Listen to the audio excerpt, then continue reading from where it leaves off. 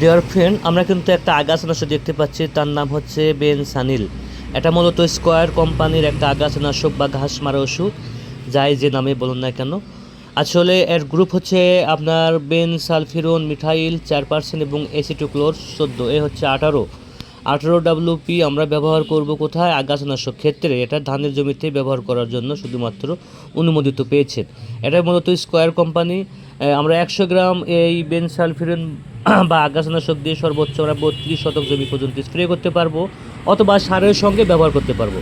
কিন্তু লক্ষ্য রাখবেন কতদিন সময়ে আমরা আগাছানাশক ব্যবহার করতে পারবো। আগাছানাশক ব্যবহার করার সঠিক সময় হচ্ছে 5 থেকে 7 দিন অথবা 9 দিন।